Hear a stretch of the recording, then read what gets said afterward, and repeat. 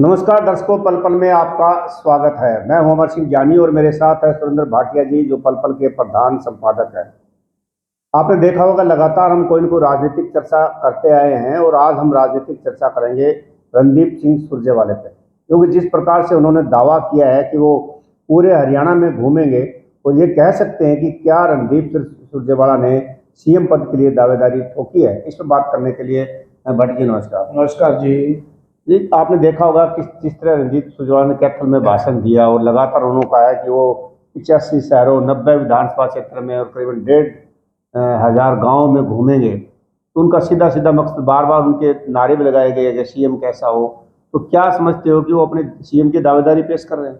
ऐसा है अमर सिंह जी, मैं पिछले कई लंबे समय से कांग्रेस की राजनीति पे ये कहता आया हूँ कि कांग्रेस पार्टी में केवल भूपेंद्र सिंह हुड्डा ही सीएम पद के दावेदार नहीं है। और 24 और 25 तारीख को जो प्रभारी आए थे कांग्रेस के, दीपक बावरिया, जिन्होंने मीटिंग ली थी, सभी से बात की थी, हुड्डा साहब से बात की थी, रणदीप से, शैलजा जी से, किरण से, सभी सांसदों से जो उनके पूर्व सांसद विधायकों से बात की थी, तो उन्होंने एक बात स्पष्ट की थी, हरियाणा में चीफ मिनिस्टर का चेहरा जो होगा वो हाईकमान तय करेगा। अब रणदीप सुरजेवाला कैथल से पिछला चुनाव हार गए थे।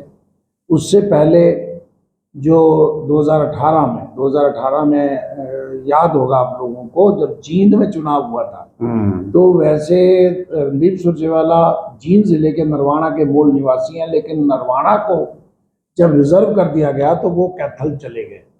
चुनाव नहीं लड़ना चाहते थे, उसके बाद चुनाव नहीं, कैथल चले गए। कैथल से एक बार विधायक बने, लेकिन जब उनको जींद उपचुनाव में उनको उम्मीदवार बनाया गया, हाईकमान में भूपेंद्र सिंह हुड्डा की उस समय भी ये चाल थी, जो उनके विरोधी कहते हैं, जो रणदीप सुरजेवाला कहते हैं, मतलब स्पष्ट तो नहीं कहते लेकिन व्यक्तिगत बातचीत में इशारा करते हैं, भाई उन्हें जानबूझकर वहां फंसाया गया, ये कह के हाईकमान को भी ये जींद जिले से संबंधित हैं, बड़े नेता हैं, मजबूत कैंडिडेट हैं, तो ये जीतेंगे ही जीतेंगे।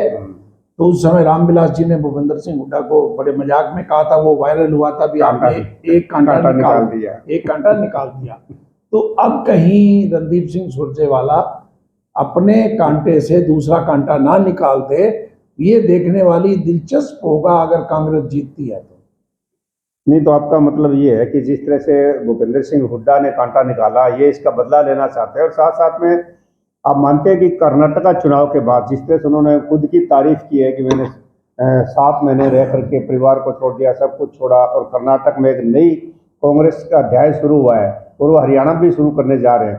तो ऐसे में ये कह सकते हैं कि लगातार जिस तरह पूरे प्रदेश में घूमे तो कहीं असर तो होगा उसका। देखो, एक चीज जो रणदीप सुरजेवाला को जानने वाले हैं उनको ये जानकारी है, रणदीप सुरजेवाला बहुत तेज तरार नेता है, और वो उनकी तेज तरारी ये साबित करती है, हरियाणा से संबंधित थे, एक सीट हरियाणा में खाली थी जो कांग्रेस को निश्चित लगती थी, कांग्रेस के 32 MLA थे, लेकिन उन्होंने हाई कमान में अपने प्रभाव का प्रयोग करते हुए हरियाणा से चुनाव राज्यसभा का ना उम्मीदवार बनकर राजस्थान से उम्मीदवार बने, और राजस्थान से पहले नंबर के उम्मीदवार थे, जहां से वो जीत के आए। चलो, बहुत ये था कि हरियाणा के अंदर वो पता था उनका विरोध होना है, शायद दिक्कत आ सकती थी। ऐसा है, विरोध किसने करना था? विरोध पार्टी के अंदर था, पार्टी के विरोध वो हुआ भी। अजय माकन बड़े नेता थे, उनको यहाँ उतारा गया, वो भी चुनाव हार गए। लेकिन मेरा ये मानना है, वो मीडिया के प्रभारी हैं, राष्ट्रीय कांग्रेस पार्टी के मीडिया प्रभारी हैं, राहुल गांधी के वो सलाहकार हैं, और कर्नाटक की जो है जीत से उत्साहित है।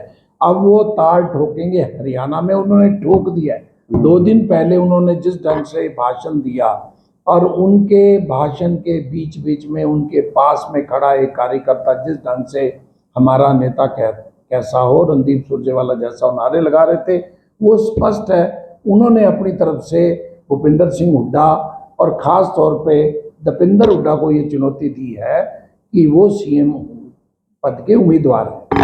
देखिए भाटिया साहब, तो ये भाटिया साहब ने का कहना है कि जिस प्रकार से रणदीप सुरजेवाला ने दावा किया है कि पूरे 85 शहरों में और 90 विधानसभा गांव तक जाएंगे, और उन्होंने लगातार जिस तरह से इन्होंने ये भी कहा है कि जिस तरह से दावेदारी उनके जो समर्थक है सीएम के बारे में नारे लगाए जा रहे हैं, तो कहीं न कहीं वो दीपेंद्र हुड्डा या भूपेंद्र हुड्डा के लिए चुनौती है। अब देखना होगा आने वाले समय में हरियाणा में किसकी सरकार बनती है, ये तो वोटर तय करेंगे। लेकिन कांग्रेस के अंदर दावेदारी बात करें तो कांग्रेस में दावेदारी रणदीप सिंह सुरजेवाला ने जता दी। नमस्कार। नमस्कार।